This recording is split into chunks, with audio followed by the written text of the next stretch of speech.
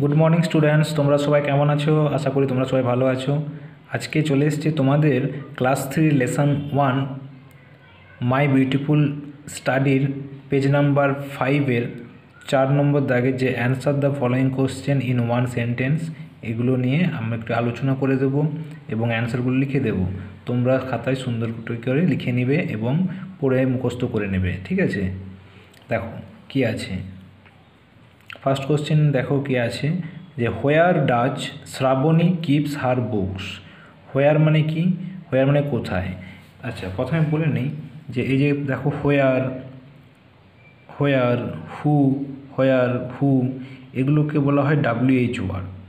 এগুলো WH দিয়ে শুরু, তাই এদেরকে বলা হয় WH ওয়ার্ড, ঠিক আছে?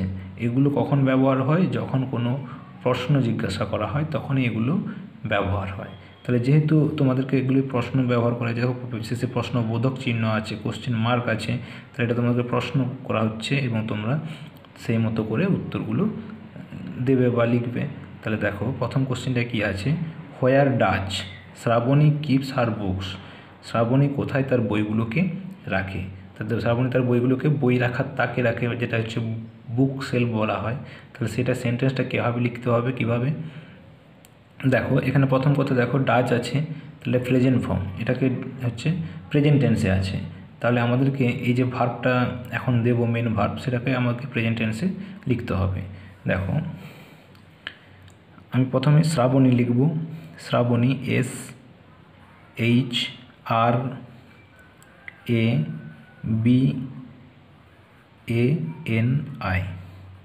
শ্রাবণী হয়ে গেল। যে শ্রাবণী, এবার মেন ভার্ব কি? Keeps, KEEP। আমি এখানে এস দিয়ে দেবো। কেন এস দেবো? যেহেতু এটা প্রেজেন্ট টেন্সের কোশ্চেন আছে। কী করে প্রেজেন্ট টেন্স বুঝলাম? দেখো যে ভার্বের সঙ্গে এস বাই এস যোগ আছে, তাহলে আমি এটা বুঝতে পারলাম যে এই সেন্টেন্সটা মানে এই কোশ্চেনটা করা হয়েছে আমাকে প্রেজেন্ট টেন্সে, বর্তমানকালে। তাহলে উত্তরটাও আমাকে ওই প্রেজেন্ট টেন্সেই দিতে হবে।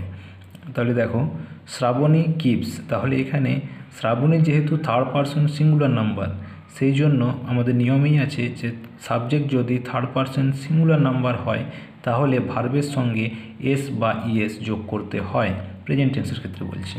তাহলে শ্রাবণী কিপস, সেই জন্য শ্রাবণী যে থার্ড পারসন সিঙ্গুলার নাম্বার, তাই ভার্বের শেষে এস বা ইএস যোগ করতে হয়। তাই শ্রাবণী কিপস লিখলাম। শ্রাবণী কিপস হার বুকস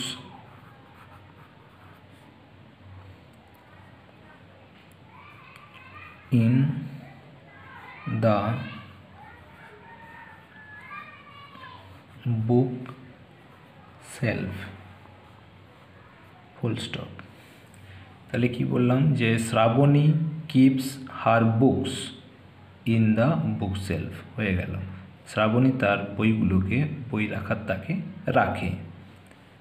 পরের কোশ্চেন দেখো বিতে, where does the tutor teach Shrabani. Where মানে কোথায়, গৃহশিক্ষক, টিউটর মানে গৃহশিক্ষক, টিচ মানে পড়ান শ্রাবণী। শ্রাবণীকে তাহলে কোথায় তার গৃহশিক্ষক পড়ান? তার পড়ার ঘরে। তাহলে কি হবে? দ্য টিউটর, যে দ্য টিউটর যেটা আছে আমি সেটাই লিখে দিলাম। দ্য টিউটর, এখানেও ডাচ আছে, তাহলে এটা প্রেজেন্ট টেন্সে আছে।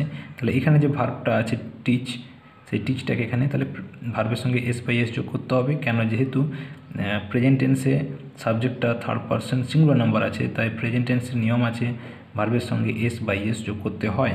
তো এখানে দ্য টিউটর টিচেস, CH, এখানে ES যোগ হয়, ঠিক আছে? দ্য টিউটর টিচেস শ্রাবণী, এসটা ক্যাপিটাল হবে যেহেতু এটা proper noun, SHRABANI, Shrabani. The tutor teaches Shrabani in her study, তার পড়ার ঘরে। The tutor teaches Shrabani in her study. তারপর তোমরা অ্যাট দ্য টেবিল লিখতে পারো, না লিখলেও চলে, ঠিক আছে? দেখো সিতে, হু text care of her lesson, তার লেসনের কে যত্ন নেয়? শ্রাবণীর মা, তার নিজের মায়। তাহলে কি লিখবে? Shrabani's mother. SHRABANI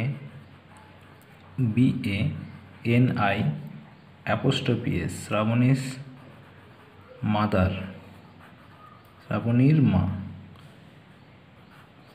text care of her lessons। বুঝতে পারলে? তাহলে কি লিখলাম? Shrabani's mother takes care of her lessons. ঠিক আছে। Where does the cat take rest? Where does the cat take rest? কোথায় বিড়ালটি বিশ্রাম নেয়? বিড়ালটা কোথায় বিশ্রাম নেয়? বিড়ালটা হচ্ছে শ্রাবণীর যে বিছানার নিচে, কটের নিচে। তাহলে তোমরা কী লিখতে হবে কীভাবে? যে দ্য ক্যাট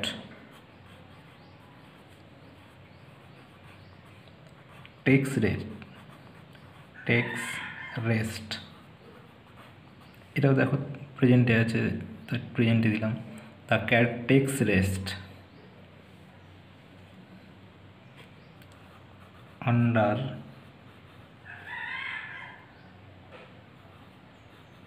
শ্রাবণীস